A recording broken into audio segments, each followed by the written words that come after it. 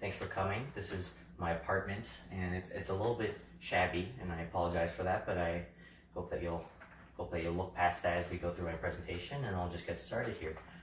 Moreau Gottschalk is the subject of my presentation, and he's quite an interesting figure in terms of both American music and America in Europe, because he was a trailblazer in that regard. He was the American musician as he toured through Paris and even through South America. And I think he's an important figure, not because his music broke structural ground. Actually, you'll find in a lot of his music that his structures are not quite as organized or as thoughtful, maybe, as you'll find in Chopin's music or Liszt's music. But I think that what he's focused on is more of an kind of a holistic incorporation of folk and elements from his childhood and a more classical Lisztian Chopin-esque approach. And I think that the way that he combines these two aspects is really fascinating. It's important to note that just because he's a peripheral figure does not mean that he was in any way inferior in terms of subject matter or material. He really was a fascinating figure and a prodigy by all senses of the word.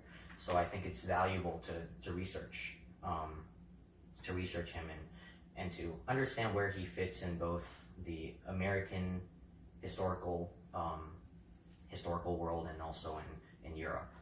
So we'll get started. I'm gonna just call out these slide things. So here's the next slide.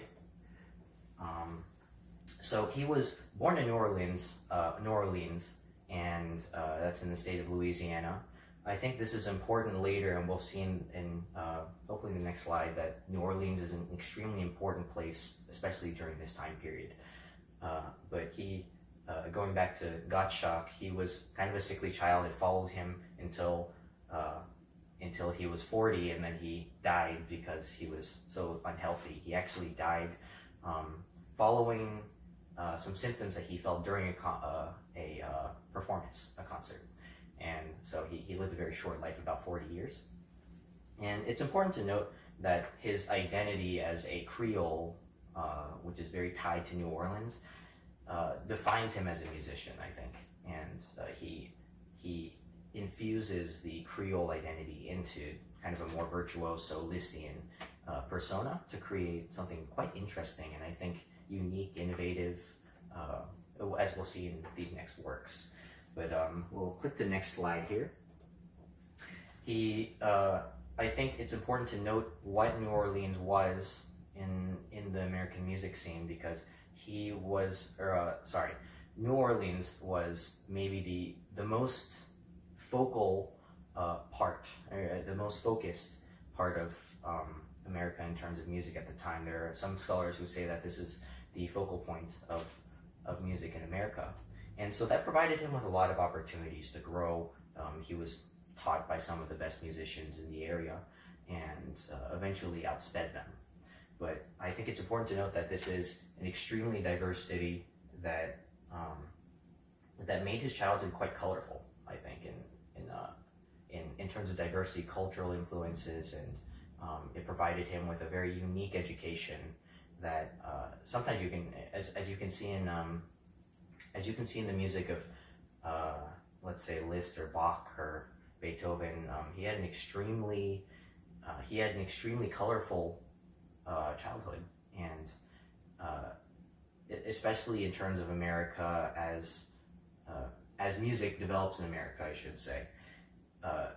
Eclecticism is one of the strongest points of musicians as they grew up in America. So you'll see that as you kind of go through, but he incorporates a lot of folk elements, especially African elements like the banjo or folk songs that he's heard from his childhood, and he just puts them into his pieces and reworks them, reharmonizes them, and I think reimagines them into grander proportions. So we'll move on to the next slide here. He was recognized as a prodigy at a young age, and like I said, he did outspeed a lot of his teachers at the theater in New Orleans, which was the most important theater at the time. So after a couple concerts, in the theater, where he had some blowout performances with every seat in the house sold, he was told to go to France because there was nothing more that his teachers could teach him. And I think it's important because a lot of musicians, and you can go on to the next slide here, a lot of musicians, especially in America at that time, saw that going to France was a really prestigious thing to do, and his father actually believed that. It's said in Gottschalk's Notes of the Pianist, which is one of the major sources that I used for this presentation. His father was really enthralled with the idea of sending him over. So, going on to Gottschalk, the person and musician, it's important to also know his musical personality, because what you'll find is that it's the reason that his music was so popular in Europe and in South America was partly due to the fact that he himself as a person was such an extravagant character on stage, and he was considered to be a true virtuoso. And I think that's something that some composers, such as like Chopin, for example, who was a little bit meek in stature on stage, kind of lacked. And so Gottschalk basically had it all. He was praised by Berlioz and Chopin, and it's famously said that Chopin took his hand afterwards and said that he would be the king of pianists right after his Pleyel concert in France. So we'll go to the next slide here. And I'm kind of going quickly here, but let's take a look at Bambula, which is an extremely important composition to in Gottschalk's repertory. This is the start of an eclectic infusion of ideas into his music, because you'll find there are some figures that are very Lisztian in you know the way that they function in the pieces, but at the core of it is this folk element, which is Quan patate laquite, and you'll find a translation in your handout. But he uses this theme and incorporates it throughout, and you'll find that also that he treats this piece almost like a mazurka, and there are so many different variations that happen within this piece. It's almost a little bit too repetitive, but you'll find that also in the Chopin mazurkas. But people considered this piece to be extremely exotic and quite tasteful in Paris at that time because of the cultural trends. But yeah, I think this piece is important because it, in a nutshell, it shows who Gottschalk was as a composer. So I think that, his approach to this piece in general is, I think, a little bit more small ensemble oriented. There's a bass and there are some chords. It's kind of a more light-hearted, maybe a small band feel, and the main melody is repeated multiple times throughout in a literal sense. And he does variate things, but most of the time it's just literal repetition. And the second melody is a reworking of the original material. He does.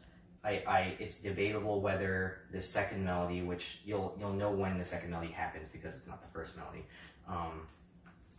It's debatable whether this is a real theme or just a motive based off of the first melody, but so there are three kind of main melodies in the first section before reaching the middle section, which is quite clear in B flat minor.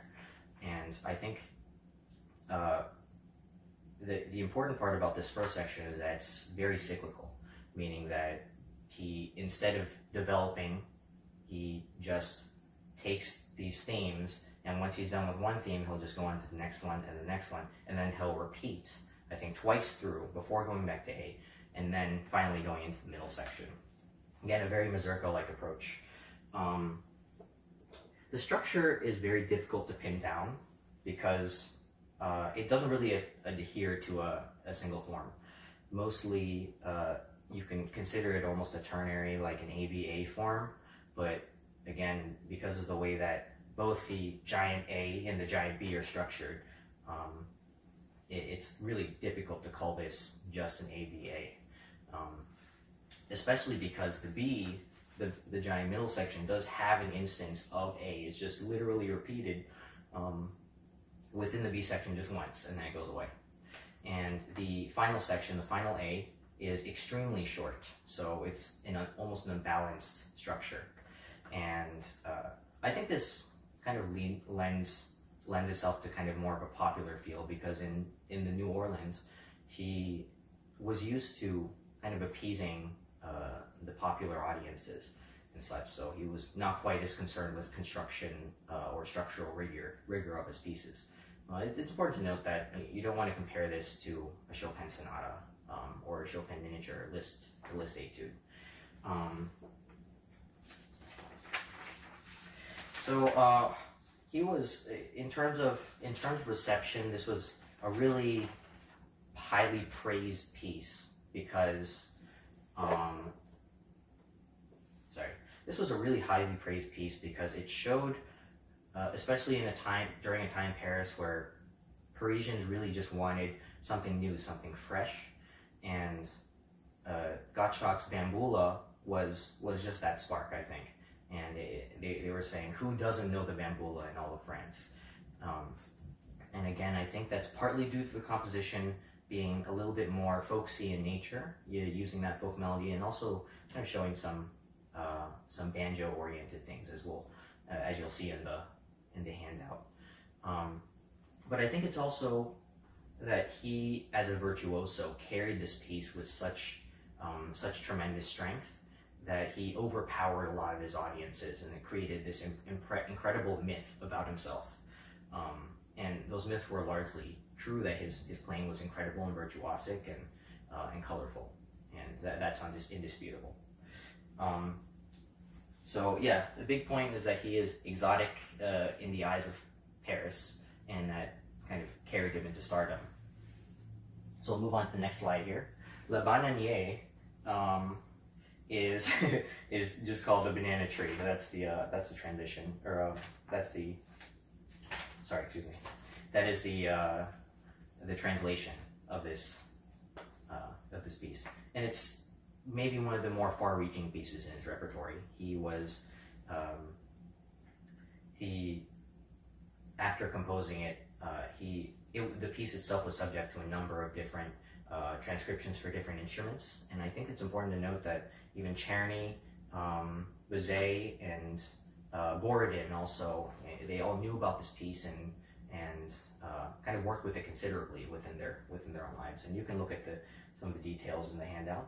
But the piece itself is based on En Avant Grenadille, which is a French Creole march song, and I do have a video recording or a YouTube clip of it in the slide, so feel free to check that out. It's quite faithful again to the melody, except there's some rhythmic variations that Gottschalk uses. But this is a blending of many influences, Liszt, Chopin, and then he also has his Creole identity that he kind of puts into there. And I think this is a really colorful piece. It does remind me of the Pelopian dances by Borodin, just because of some of the turns, but it's very colorful, and I think what he does with it is quite significant.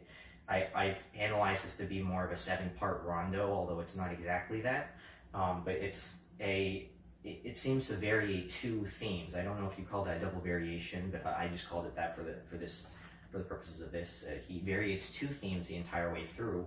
Sometimes he doesn't, and he uses old variations, but largely he's developing 2 separate themes within this folk song throughout. And it's quite interesting. He starts quite subtle and mysterious, works his variations up to a climax, and then towards the end of the piece, it kind of dies down, and the variations themselves also die down. So you begin with something subtle and kind of mysterious, and then you also end with something mysterious as well.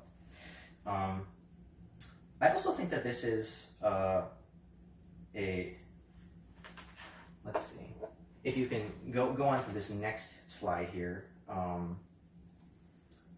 Actually, go on to the slide that says Gottschalk Presentation Opus 5 and the Liszt concert paraphrase. I think there are a lot of similarities. I've also played the Liszt the Rigoletto concert paraphrase. I think there's some similarities that are worth considering, especially how he uses the right hand to embellish a left-hand melody. It's quite simple.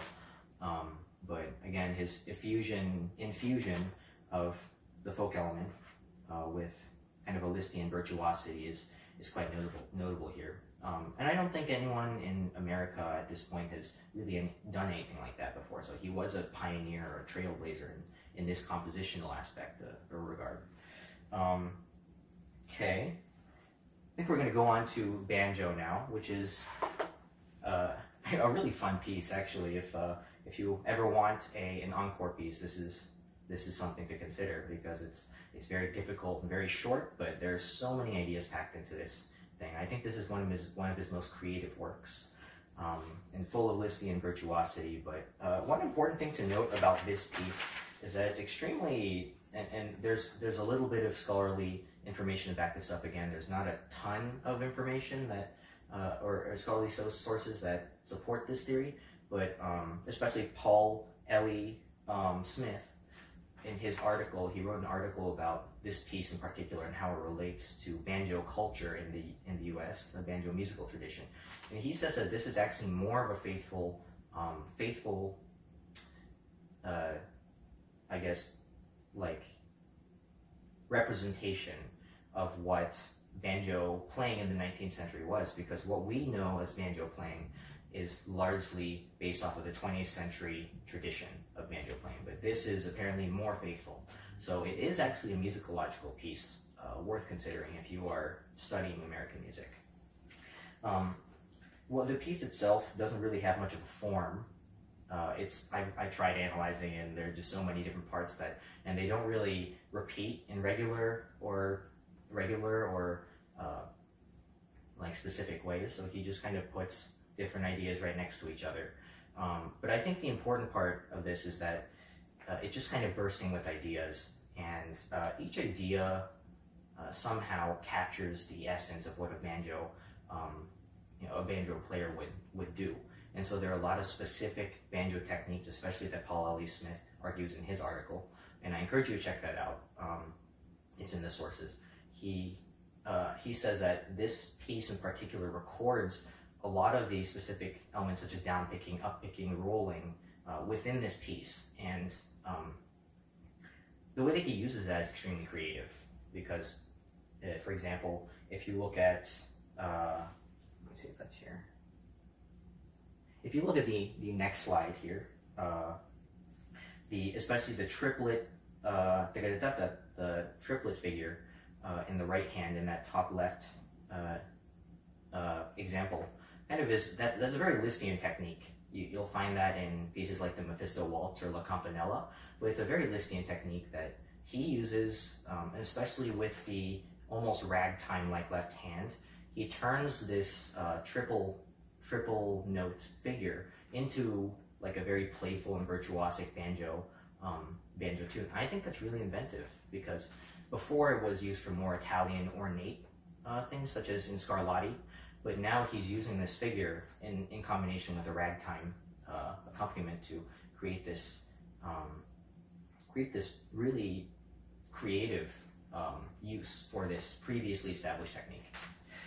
And so you'll find a lot of other things here in this slide. I do have to move on. But we'll go to Souvenir de Puerto Rico. I did not spell that wrong. It's actually spelled with an O. And this is based off of Si me dan pasteles, denmelos calientes. I apologize. This is an important piece. I think maybe this is one of my favorite pieces as well, because it showcases a really important aspect of kind of Latin American, Afro-Caribbean music that seeps into jazz, early jazz, like in Jelly Roll Morton's music, and we'll look into that later. But first, it is based on a Christmas folk song, and it's a very peasant-like dance. The folk song itself was sung mostly by kind of farmer peasants who were subsistence farmers, and I think the text is kind of funny as well, so I'd encourage you and check that out in its fullness. And he varies the tune throughout, and obviously there are repetitive elements and kind of a mazurka feel to it, but I think it's incredibly creative. Not only is it singable, and of course there's a lot of repetition that goes with that, but the tune itself is, especially the second theme, contrasts quite well with Si me dan pasteles. I think it contrasts quite well with it, because Si me dan pasteles it kind of hovers over tonic and dominant, so 1 and 5, and then the second theme expands the harmonic vocabulary and is a lot more expressive in terms of value. So I think they contrast each other in a very artistic way. And so I think we'll go on to the next one, which is the use of the tresillo, which is incredibly important.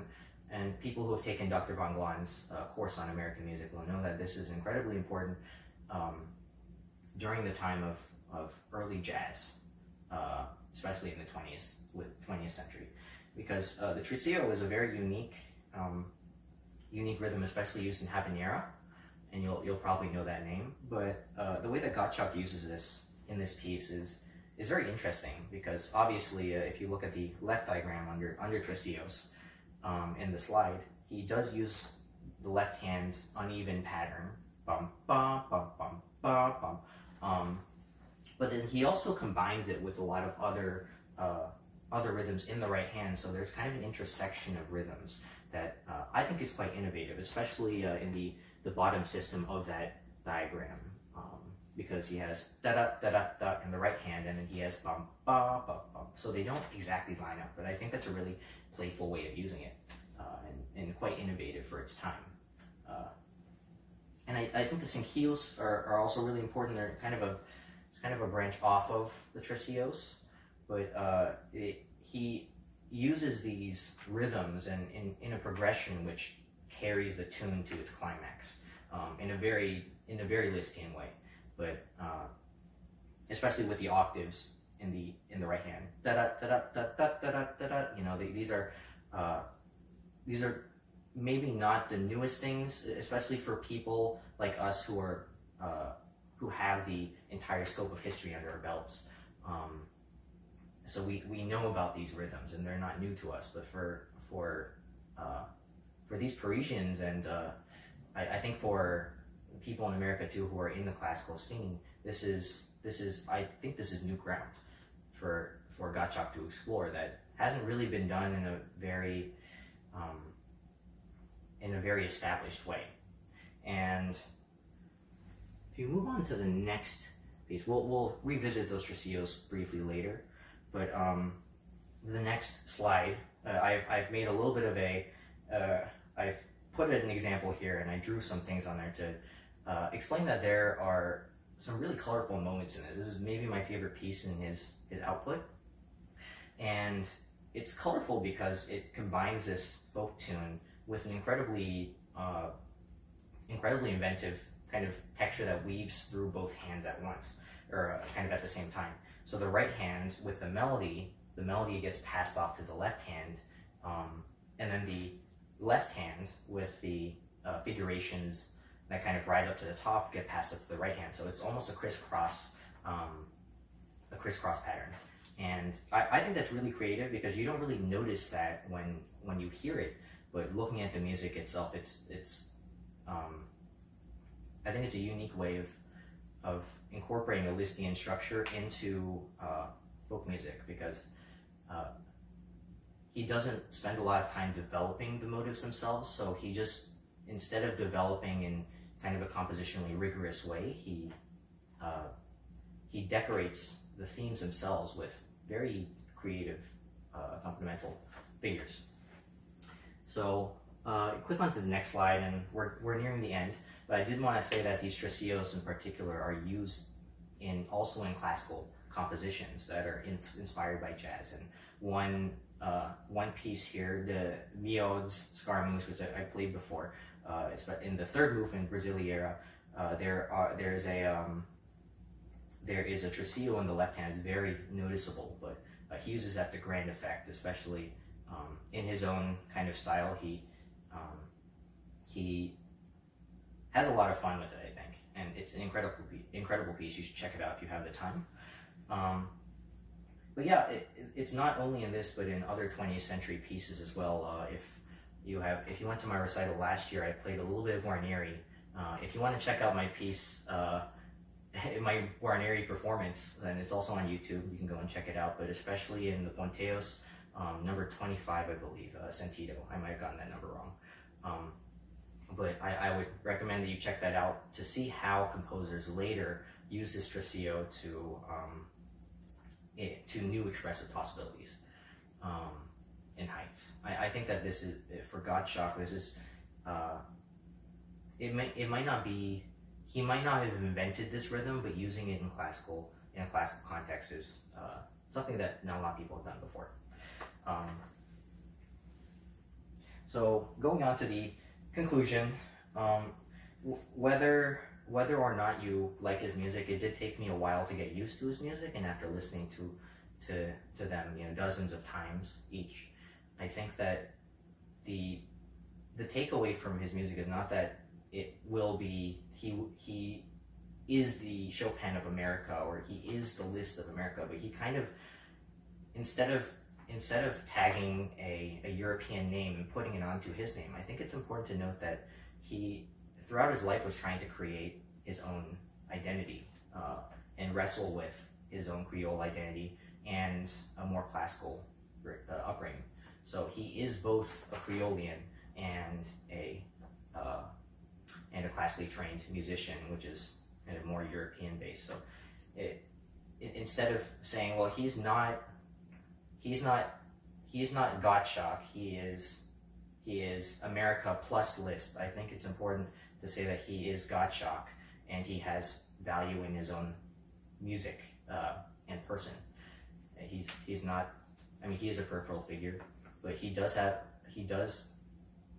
his music does portray a lot of the